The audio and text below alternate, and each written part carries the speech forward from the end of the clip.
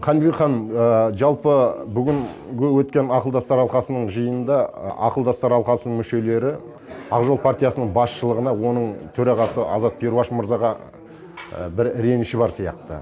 Негізінен сын пікірлер де айтылды. Негізгі түйіндеп айтқанда мұның себебі неде? Қандай себептерге байланысты жиналып отырсыздар? Біздер сол съезден кейін ақылдастар алқасы бас қосқан жоқ, біріншіден.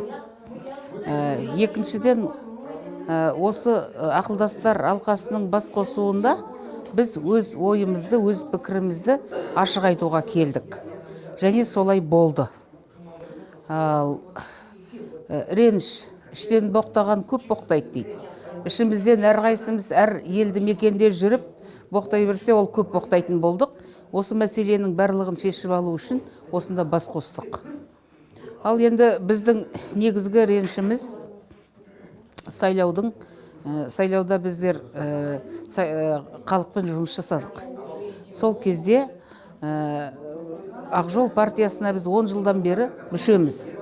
Бұрынғы ескі Ақ Жолдың мүшелерінен бір-ақ адам сайланды. Ол да кәсіпкер.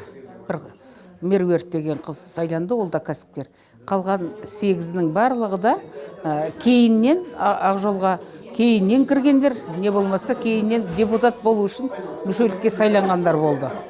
Осы бізді ренжітті. Себебі бұл Ақ Жол партиясы Алаш партиясының заңды жалғасы деп хабарланды съезде. Біз сол үшін осы өзімізді солай сезіндік. Біріншіден, біздер Ақ Жол партиясының бұрынғы мүшелері нағыз Алаш партиясының атқара алмай кеткен үлкен істерін, мысалы, әлі күнге шейін шешілмей келе жатқан жер дауы, тіл мәселесі. Енді аумақтық мәселені тәуелсіздік алғаннан кейін белгілеп алдық қой. Осы сияқты көптеген мәселелер болды. Біз соны ары қарай жалғастыруға мүмкіндігіміз болмай қалды. Мынау Ақ Жол партиясының жанынан өткен жиындарда біздер шақырылмадық. Бұрынғы Ақ Жолдың нағыз іргетасын қалаған қалаушылары, мүшелері ескерусіз қалды. Бұл жерде қаржы тапшылығы сылтау. Біз бұрынғы партияда жарлы партия болсақ та, арлы партия болдық. Ал енді қазір мынау кәсіпкерлер бізге қосылғаннан кейін, біздің Ақ Жолдың уставына сәйкес бір партияның мүшесі болғаннан кейін, біздер ойладық, қолдау көреміз ғой деп. Бірақ соның ауылы алыстап кетті. Бірде-бір жиынға, егер қатысқыңыз келсе, өз қаржыңызбен кел деген әңгімелерді естідік. Мәселен, біздің ішімізде зейнеткерлер көп, мүмкіндігі аз көп, бірақ олар нағыз интеллигенцияның өкілдері еді. Қанбек ханым, жалпы Ақ Жол партиясынан өткен депутаттардың ішінде оның біреусі Аманжан Ырысқалиға қарсы қылмыстық іс қозғалып, осындай бір масқара жағдай болып жатыр. Бұл кісінің депутаттыққа өтіп кету, жалпы Ақ Жол партиясының атынан өтіп кетуіне сіздер өздеріңізді кінәлі санайсыздар ма? Осындай адамның мәжіліске өтіп кетуіне. Мәселен, Ақ Жол партиясының қарапайым мүшесі ретінде мен өзімді кінәлі санамаймын. Бұны шешетін орталық комитет бар. Ал жаңа мен сөзімде айттым ғой, Гитлер айтқан екен, халық деген мен деп. Орталық комитеттің де кім екенін біліп отырсыз.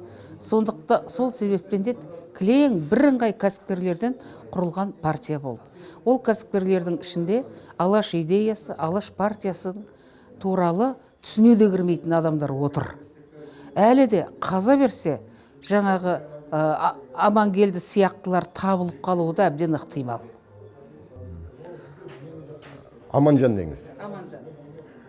Қанбек ханым, жалпы Ақ Жол партиясы өте маңызды мәселелерге байланысты өзінің мәлімдемесін, өзінің көзқарасын, өзінің позициясын әлі күнге білдірмей келе жатыр. Мысалға, бұл Жаңаөзен оқиғасына байланысты өткен соттарға қатысты әлі күнге дейін анықтамай отыр. Осыған байланысты сіздің пікіріңіз қандай жалпы?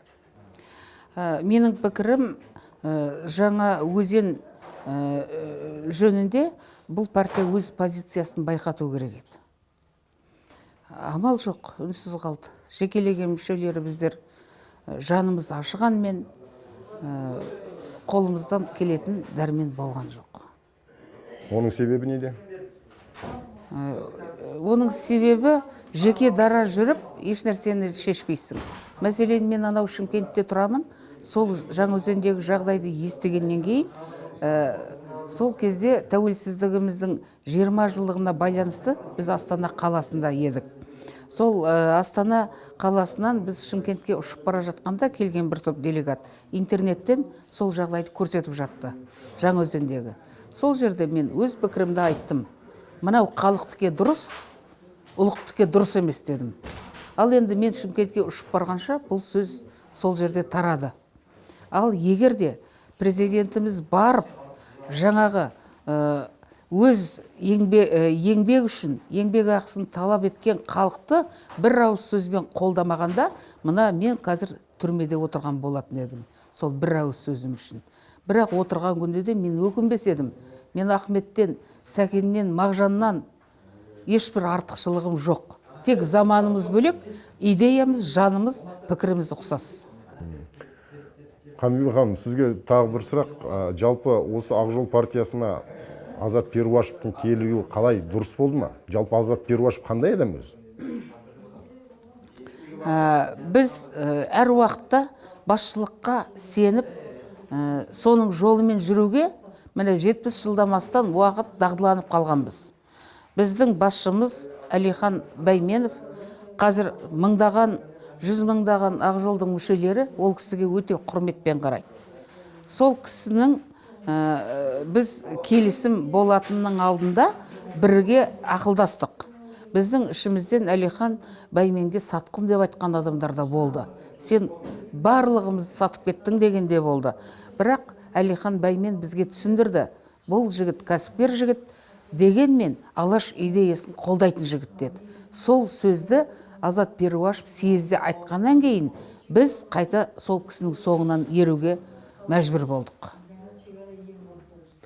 Енді сол Алаш идеясымен кетіп бара жатыр ма Азат Перуашев? Алаш идеясымен кетіп бара жатқан жоқ, сол себептен де бүгінгі жиын соның себепкері болды. Біз Алаштың кім екенін жақсы айттық, осында қатысқан ақылдастар алқасы. Ол кісі бізге түсіністікпен қарап, өзінің кейбір кемшіліктерін жоятындығын және осы Алаш партиясының құрылғанына 95 жыл толуына байланысты үлкен халықаралық деңгейде конференция өткізетіндігін бізге мәлім етті. Рахмет сізге.